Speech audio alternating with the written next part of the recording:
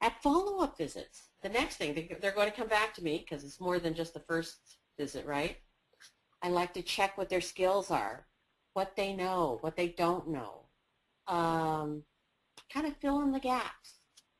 Just because I talked to them about it, I know I covered it, doesn't mean it's stuck. Most people have to hear it several times. Doesn't, and particularly for our ladies, a lot of times they're upset when they first started. They didn't hear anything we say. Also starting to link information, and that's a lot of trying to figure out what works for them, that emancipatory learning, where they can look and say, this food doesn't work for me, or this one always makes me high. They can compare the blood sugars in the meal plan and the meal records, and just see.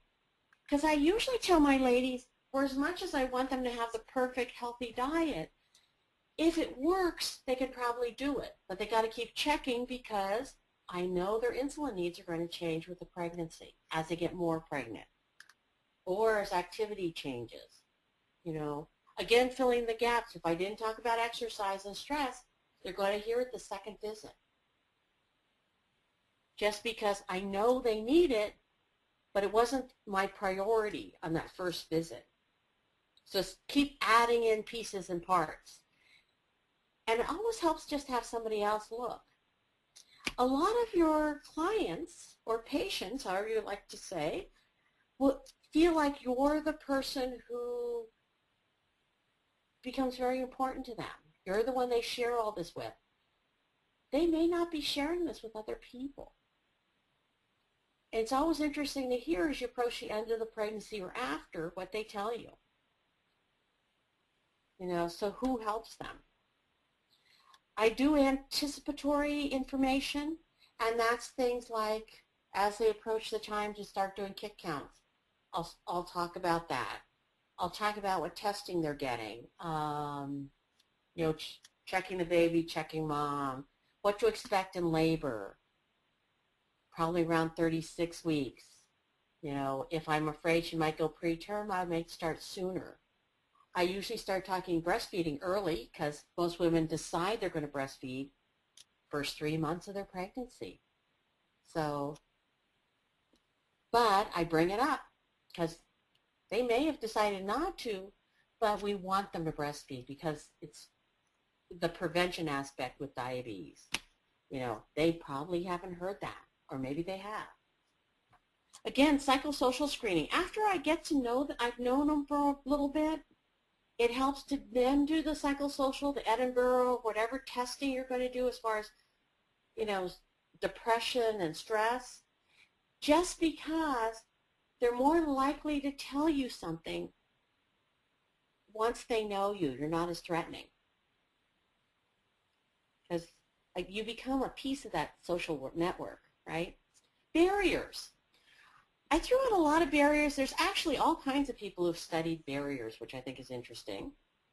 Johnstone and Rivera did internal and external. So internal, of course, coming from within mom, what she thinks, how she perceives things. External, again, your social support, your financial, your housing, whatever that may be. The other person, Cross, this guy did situational barriers. So depends on the person, and situations change. We know that happens during a pregnancy. It doesn't all stay static. Institutional barriers, things like work, their health insurance. Is the health insurance going to cover everything they need? Or their dispositional barriers. The person's attitude. Do they actually believe me? Are they blowing me off? I also, when I think of that, I also think about a lot of times what I'll see is a lot of women will do more for somebody they like than somebody they don't like.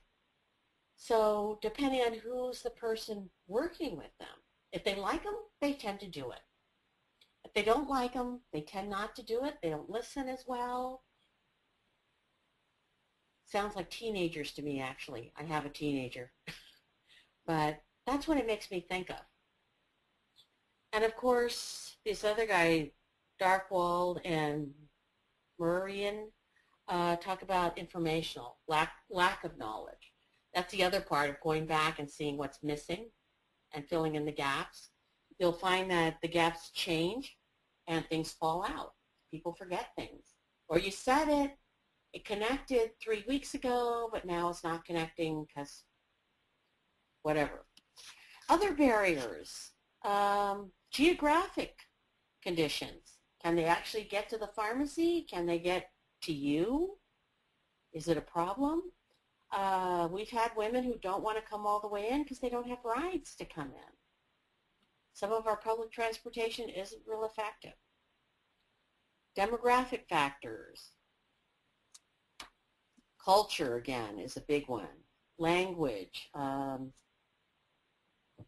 age. And when I think demographic, I also think a lot of our older moms. A lot of these moms have great careers, and they don't want to come to their appointments because they're too busy to see us. It's just another piece of it. That's socioeconomic too. Can they afford the food that I'm recommending? Sugar-free products cost more. I know our nutritionists love to talk about going to some of our slightly more expensive shopping areas. Or shopping, it's a problem. And it may not even be in their area. Fresh fruits and vegetables don't exist in some of our areas. You go, there just isn't anything unless they catch 2 buses to get there. The other side is education. Can mom actually read the information I'm handing her? Again, like I said, or is this the mom who's got the PhD and beyond, and she's searching everything online and has decided she's going to eat something different because she found something online. It's not unusual that my ladies search all kinds of stuff up. And it's interesting what you find on the web, because we know it's not all good. Again, cultural determinants. Everybody wants to eat the way they want to eat, the way they've learned to eat. So you're not going to have your lady who eats tortillas change to something else like bread. She's going to continue eating tortillas. It's just a matter of figuring out how much she can have. Is there anything else you can substitute? Is there low-carb ones? Because there are some low-carb tortillas. Whatever works. So next thing, this is actually, I was just kind of curious. I'd like you to identify the most common barriers in your practice. Is everybody seeing this? So socioeconomic, social support, clients' beliefs, depression or maternal mood disorders, cultural conflicts with the plan of care. So the results are 55% have socioeconomic, 10% social support, 16% clients' beliefs, 6% depression or maternal mood disorders, and 13% cultural conflicts with plan of care. Nice. It sounds about right from what I hear running around when I talk to people, and it all makes a difference.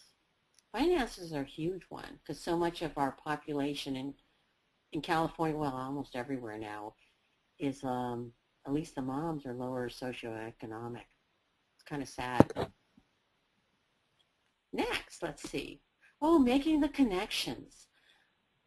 The other thing, helping our moms when they're doing that emancipatory learning, where they're starting to make the connections for themselves is what I want them to do. So what food changes their blood sugars? When I talk about progression of pregnancy to insulin, it's because as you get more pregnant, your insulin needs change. Not so much that they're going to need insulin. Some will. Actually, that's a big fear when I often see women when I first start, because they all know I'm going to start them on shots the instant they see me, right? And not so. Most of our moms can do it with a meal plan and exercise. Again, making the connection with exercise. If you exercise after a meal, your blood sugars are better. Stress, nice quiet life, something you can't always control, but it will make a difference. If I see a little bit here and there that doesn't always make sense, a lot of times that's what it is. It's stress and kind of having women make that connection, you know, of what's changing it. Is that bad drive to work, or is that crazy husband or kids? Whatever. We know what's going to make it worse. Timing. I do have women who figure out that if they test their blood sugars at the wrong time, they get better blood sugars. So that's one of the reasons we actually a lot of times will check meter memories. Medications. We're just heading into the cold season, so things like Sudafed will raise blood sugars. Supposedly it's okay for pregnancy, except it'll affect their blood sugars.